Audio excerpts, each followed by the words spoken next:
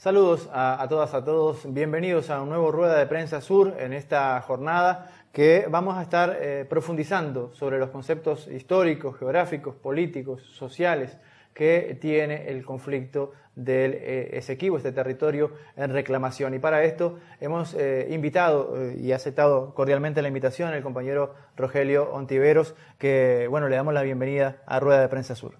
Bien, muchísimas gracias compañero por la invitación a Rueda de Prensa Sur. Importante programa que se está generando en estos espacios alternativos, como es en los medios. Es muy importante que entendamos este problema del Esequibo y que a todos nuestros compañeros que nos están siguiendo en Rueda de Prensa Sur, comprender lo que es el proceso de despojo de nuestro territorio o nuestra territorialidad como venezolanos que hemos sufrido en el oriente del país.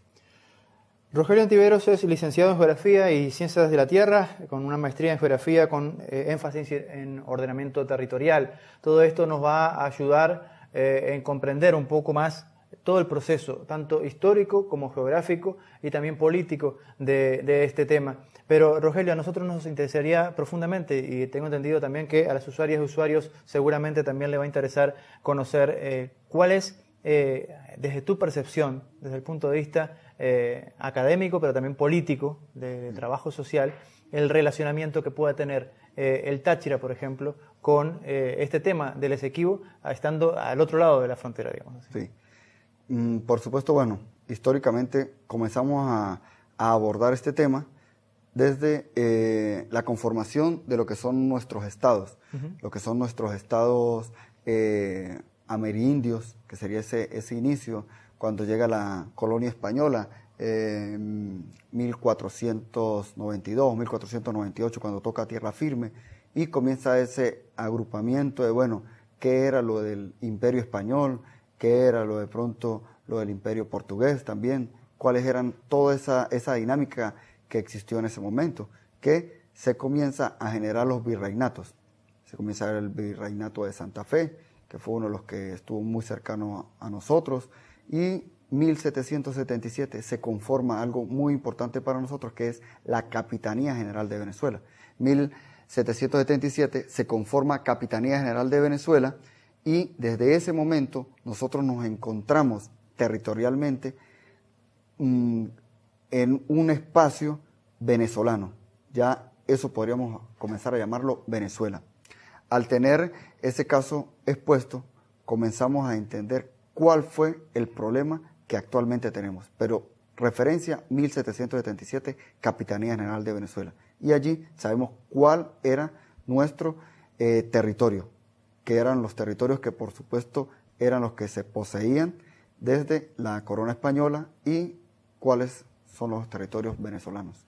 Un tema que arranca desde el punto de vista imperial, en el caso histórico el Imperio Español, y hoy nuevamente el Imperio norteamericano conjuntamente con empresas europeas que vienen a incentivar este conflicto en la zona de reclamación del Esequibo. Sobre este tema y otros temas que tienen que ver puntualmente con la defensa del Esequibo, vamos a estar dialogando con el profesor Rogelio Ontiveros aquí en Rueda de Prensa Sur. Vamos a una breve pausa y enseguida volvemos. Soy Víctor Rodríguez.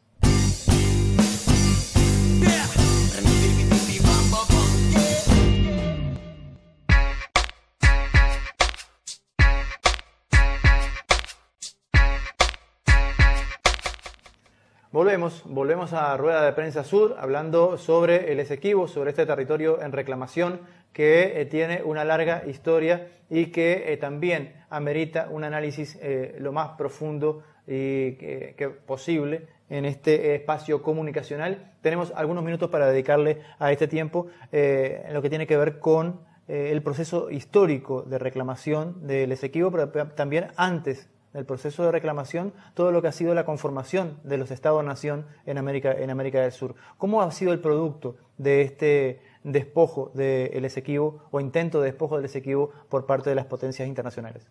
Sí, el despojo, como comentaba hace unos minutos, fue desde la Capitanía General de Venezuela en 1777. Comienza entonces el proceso de independencia. Comenzamos a generar el proceso de independencia del 19 de abril de 1810, con ese primer grito de independencia que se da en Caracas y comienza el proceso de independencia en Venezuela. A través de eso, el 5 de julio de 1811 se firma esa acta de independencia.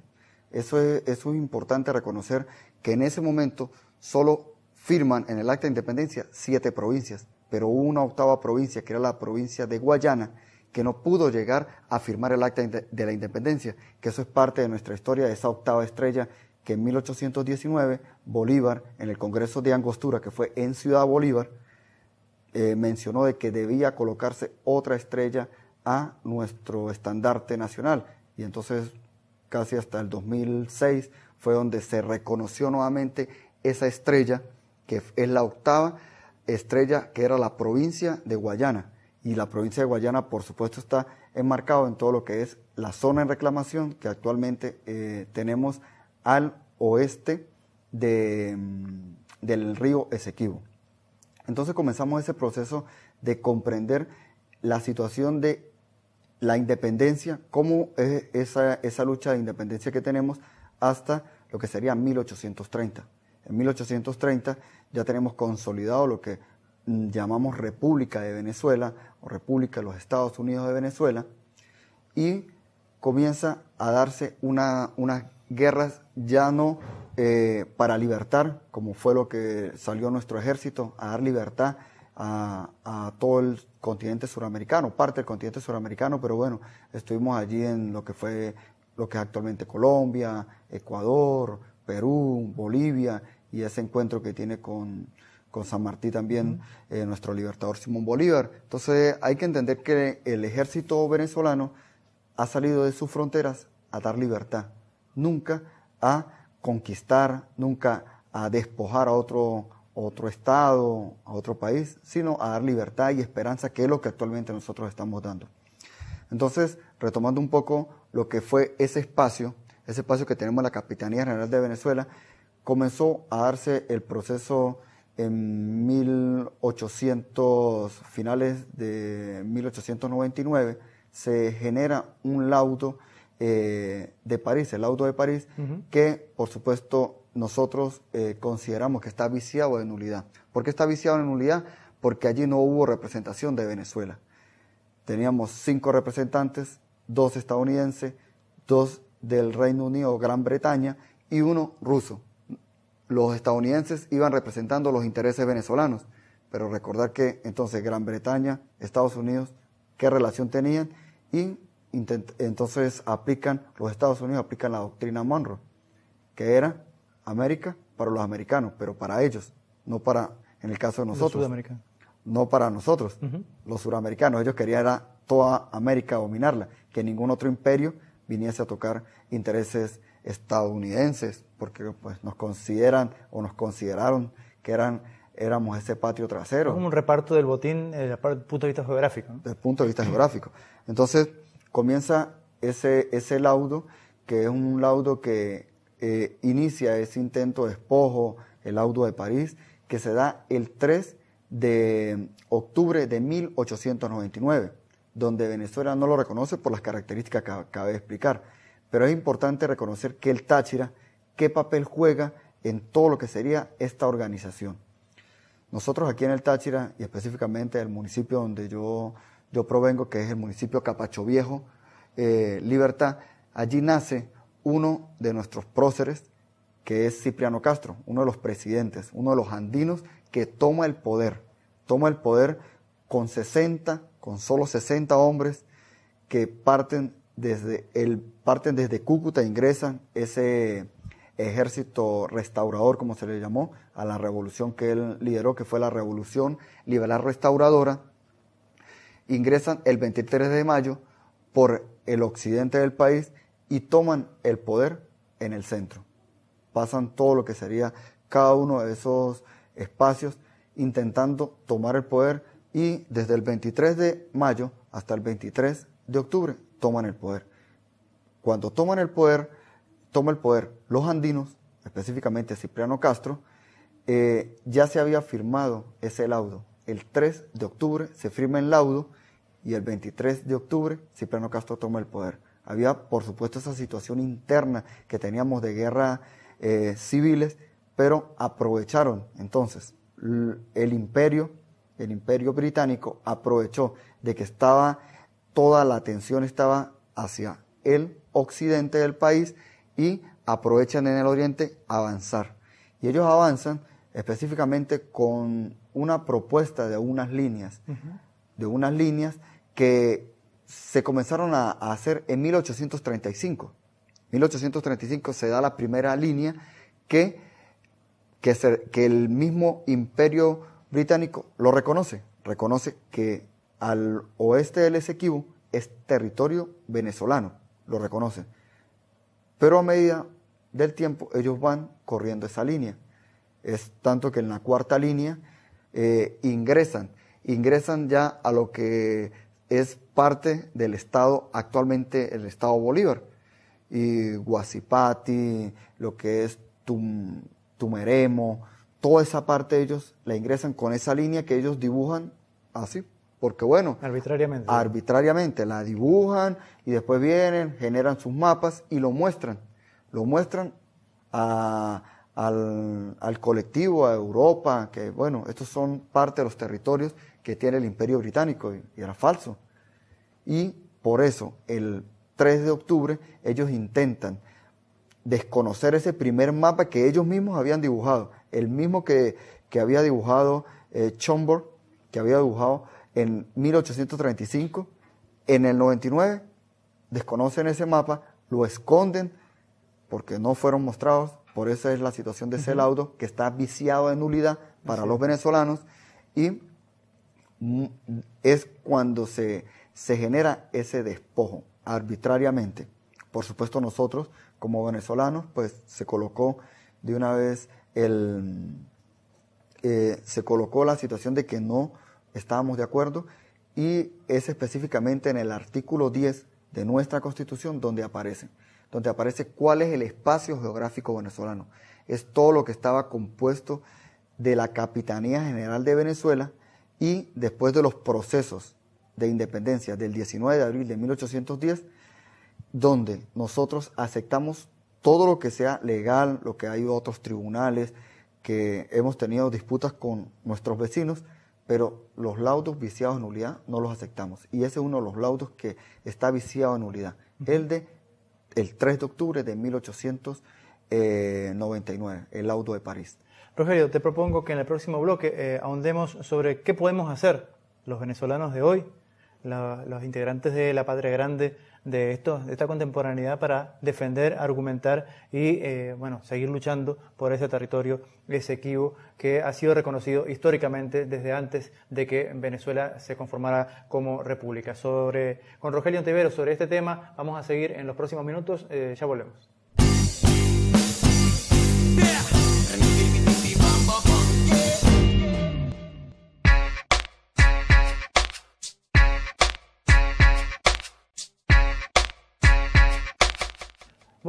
Volvemos a Rueda de Prensa Sur. Estamos profundizando, analizando, contextualizando lo que tiene que ver el diferendo con el territorio de Esequibo, y para esto tenemos como invitado al licenciado en Geografía Rogelio Ontiveros, que le damos las gracias nuevamente por estar aquí y seguir profundizando sobre este tema. Hemos hablado con respecto al punto de vista histórico, digamos así, geográfico, pero también hay un aspecto diplomático, político, social, inclusive cómo nos involucramos nosotros como pueblo comunicador para socializar toda esta información y llevarla allí a la comunidad, al centro educativo, a los lugares de trabajo, a las unidades de transporte. ¿Cómo cuál podría ser la estrategia que desde el punto de vista del conocimiento geográfico, histórico, político, diplomático, el poder popular puede empoderarse de este tema y llevarlo a los más diversos ámbitos de discusión?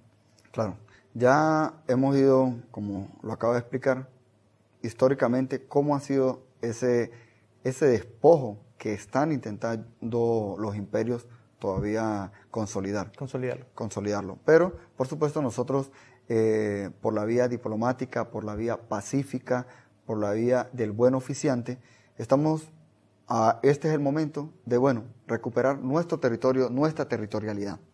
Entonces, lo que tendríamos allí que nosotros es entender que hay un acuerdo que se generó en Ginebra 1966. Ese es el acuerdo donde colocan a las partes a una comisión mixta a decidir, bueno, cómo se va a resolver el problema.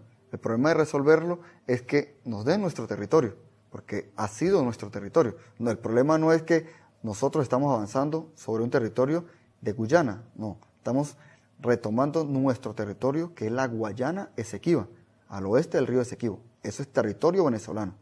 Nosotros lo estamos reclamando porque lo intentaron abordar el imperio inglés, pero nosotros estamos, por supuesto, desde la manera diplomática, diciéndole, alto, nosotros hicimos un acuerdo y quedamos de que, bueno, lo íbamos a defender, y en eso estamos hoy día. Por supuesto, nuestro presidente Nicolás Maduro, en su alocución sobre el Esequibo es nuestro, nos generó una gran expectativa porque, bueno, en cadena nacional explicó a todo el colectivo de Venezuela y los canales que pudieron haberse conectado en ese momento, como Telesur, mostrar lo que generalmente es nuestro Esequibo. ¿Por qué es nuestro Esequibo? Porque nosotros debemos reconocer que esa territorialidad que tenemos allí, ¿cómo la vamos a defender?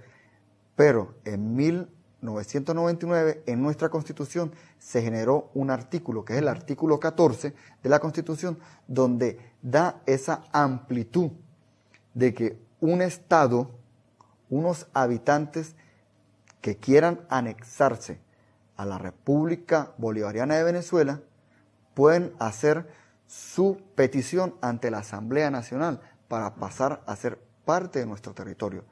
Y ese artículo que está allí es en función del Esequibo, porque por supuesto allí hay una población que nosotros estamos dispuestos a generarle la seguridad social para ellos, donde vamos a generar toda esa actividad. Eso es lo que diplomáticamente ya nosotros se está ejerciendo. Ahora, Guyana ha dicho que ya no quiere seguir transitando el camino del buen oficiante, ha dicho que no reconoce avances en esos procesos que se han venido instalando en las últimas décadas y que, bueno, hay una intención manifiesta, clara, concreta de imponer o proponer o posicionar a una empresa privada como la ExxonMobil en la plataforma territorial de lo que sería el mar del Esequibo, ¿no? El mar, sí.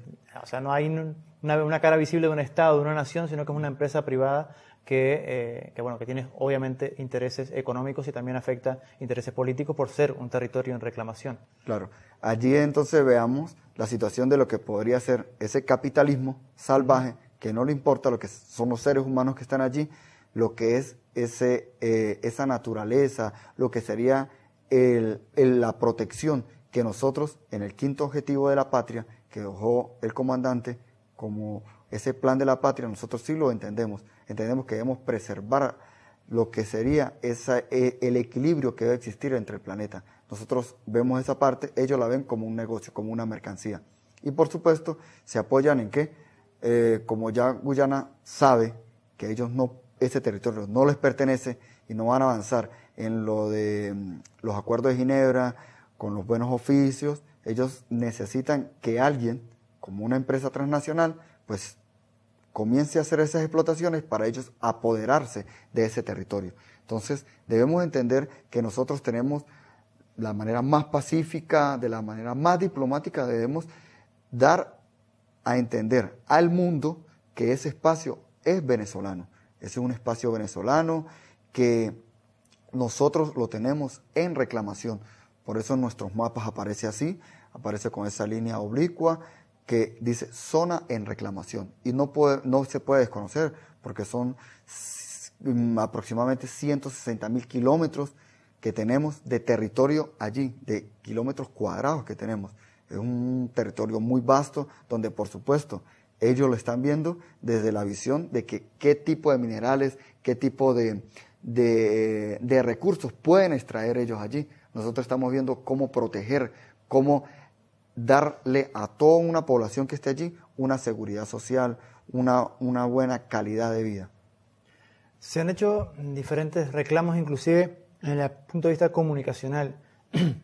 y estratégico de posicionamiento del territorio en diferentes cuestiones. Por ejemplo, en la parte de a veces algunos avisos publicitarios que muestran al mapa de Venezuela sin el Esequibo, ni siquiera rayado, sin el Esequibo, y ha sido una llamada de alerta por parte de Conatel, por ejemplo. Pero también si nos vamos a Google Maps, por ejemplo, entonces posicionas en Google Maps y buscas Venezuela y Guyana está con lo que es el Lauro de París, posicionado allí como territorio. Esto es importante y te lo consulto como docente para ver cómo eso genera una contradicción en el estudiante, por ejemplo. Cuando se muestra un mapa y hay una tecnología que es de fácil acceso para todo el mundo y te lo posiciona con un territorio que ya ha sido despojado desde el punto de vista de la geografía internacional, arbitrariamente ese territorio. ¿Cómo se trabaja eso en los salones de aula, por ejemplo? Claro, pero debemos entenderlo que eso, por supuesto, merece a qué lógica, a la lógica del capital. ¿Quiénes son los que manejan esos medios? ¿Quiénes son los que insertan información allí? Entonces, que sea algo también como objetivo lo que está allí, habría que revisarse. Por supuesto, nosotros, en el caso de la formación de los docentes de geografía, eso debemos nosotros, por supuesto, estar muy claros de cuál es nuestro espacio geográfico. Y allí lo explica en los artículos de nuestra Constitución. Del artículo 10 al artículo 15 explica lo que es el espacio geográfico venezolano. Y comienza desde el artículo 10 a hablar lo que sería esa organización del territorio venezolano como espacio geográfico, desde la Capitanía General de Venezuela hasta en su artículo 15 de cómo se conforma el espacio venezolano. En el artículo 11 nombra cuáles son las islas que tenemos en Venezuela. Todas las islas que tenemos y reconocemos como archipiélagos las tenemos allí. Por ejemplo, por el norte nosotros reconocemos que nuestro espacio más al norte es Isla de Aves, que eso es territorio venezolano. Isla de Aves es la que genera toda esa propiedad, esa territorialidad de Venezuela sobre el Mar Caribe. Entonces, tenemos esa situación que tenemos, Mar Caribe, y lo que tenemos de plataforma continental en lo que sería la Guayana Esequiba. Eso generaría entonces una amplitud en lo que sería nuestro Estado. Debemos enseñar, debemos comprender que esa es la única forma de que nosotros podemos luchar ese espacio, retomarlo para que nuestros estudiantes, como usted lo está manifestando, nuestro colectivo lo entienda. Aparte de eso, ya se ha comenzado a generar algunas estrategias, como un foro taller que se realizó en Capacho, específicamente en la alcaldía bolivariana de Capacho Viejo, con el alcalde, algunos compañeros del Poder Popular, donde estamos generando toda esa estrategia para retomar y que todo el colectivo entienda la importancia que tenemos nosotros para defender este territorio, que ese territorio es nuestro. No estamos quitándole a nadie un territorio. Nosotros estamos diciendo, aquí está Venezuela y ese territorio es venezolano. Sin lugar a dudas es un tema sumamente complejo, sumamente vasto y obviamente siempre los tiempos van a quedar escasos para poder profundizar aún más en este tema. Tenemos que agradecer profundamente al compañero Rogelio y con ustedes nos volvemos a ver la próxima semana aquí en Rueda de Prensa Sur y invitándoles obviamente a que puedan chequear todas nuestras producciones de Stentor TV en el canal de YouTube Stentor TV todos los días para poder compartir esta propuesta comunicacional si ustedes gustan. Nos vemos la próxima semana. Revelado de la undermeseta. Soy un pobre y no me importa ser rico, mis días van entre el rap y el ejercicio. Reconocido el camino y lo elijo. Soy un culto revelado, de ahí me fui. Soy un pobre y no me importa ser rico, mis días van entre el rap y el ejercicio. Reconocido el camino y lo elijo. Soy un culto revelado, de ahí me fui. Yo hago rap en una banda de fusión que asumió un papel en la guerra de información. De cuarta generación, como la quieran llamar, somos la revolución en producción de canción. Los sábados siempre activo en caspas, golpe el timón porque si no tiembla